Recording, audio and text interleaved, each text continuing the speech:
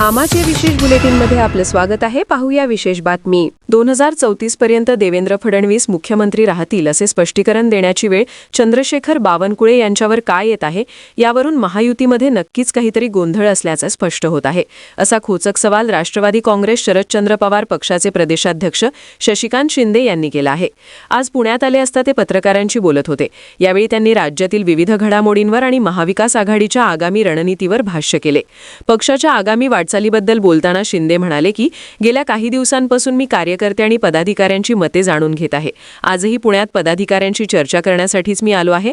येत्या 21 तारखेला महाविकास आघाडीची बैठक पार पडणार असून त्यानंतरच अंतिम निर्णय जाहीर केला जाईल. तसेच दोन्ही राष्ट्रवादी काँग्रेस एकत्र येणार का या प्रश्नावर बोलताना त्यांनी याबाबतचा निर्णय वरिष्ठ नेते घेतील असे स्पष्ट केले. चंद्रशेखर बावनकुळे यांनी 2034 पर्यंत देवेंद्र फडणवीस मुख्यमंत्री राहतील असे विधान केले होते. याचा समाचार घेताना शशिकांत शिंदे म्हणाले की बावनकुळे यांना हे स्पष्टीकरण द्यावं लागत असेल तर महायुतीत नेमकं काय चाललंय असा प्रश्न जनतेला पडला आहे. आम्ही कुठे म्हणलो फडणवीस बदलणार आहेत, आम्ही म्हणत नाही, तेच म्हणतात बदलणार आहेत म्हणून. आता एकनाथ शिंदे म्हणतात की मी काही महिन्यानंतर मी मुख्यमंत्री होणार आहे. त्यांच्या महायुतीमध्ये त्यांचा होऊन द्या की कोण मुख्यमंत्री होणार आहे. अजितदादांचे कार्यकर्ते म्हणतात की अजितदादा आता मुख्यमंत्री होणार आहे. आम्ही तर अपेक्षा कधी व्यक्त केली ना की आम्ही आमच्या पक्षाचा मुख्यमंत्री होणार आहे. बावनकुळेंना 2034 पर्यंत मुख्यमंत्री देवेंद्र फडणवीसच राहतील असं सांगायची वेळ काय येते हे त्यांनाच विचारा. कारण काही लोकांचं म्हणणं आहे की अजितदादा गटावर झालं, काही लोकांचं म्हणणं आहे की महाविकास आघाडी मंडळाला पाहिजे. ही भूमिका मीच जाणून घ्यायला आलेलो आहे.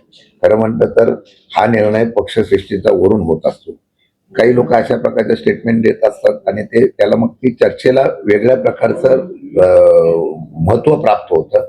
माझं म्हणणं आहे जो काही निर्णय होईल पक्षाच्या माध्यमातून आहे तो पक्षश्रेष्ठीच्या चर्चेतून निश्चितपणाने घेतला जातो. सर, साधारण 25-26 दिवस राहिलेले आहेत या सगळ्या पिरियडला. तुम्ही जसं म्हणताय की सन्मानपूर्वक निर्णय घेतला जाईल, पण दोन मतप्रवाह दिसतात. एक जण म्हणतात की दादांसोबत जायचं, एक जण म्हणतात की युती नाही करायची. याच्यातला मिडल वे तुम्ही कसा काढणार? आज तेवढ्यासाठीच आलेलो आहे. आज सगळ्यांशी चर्चा करून त्यांची सगळी भूमिका मत जाणून घेऊन 23 तारीखला फॉर्म भरायचे आहे. आम्ही 21लाच बसून निर्णय घेणार आहोत. त्यामुळे आज अध्यक्ष म्हणून आल्यानंतर सगळ्यांशी चर्चा करणार आहोत.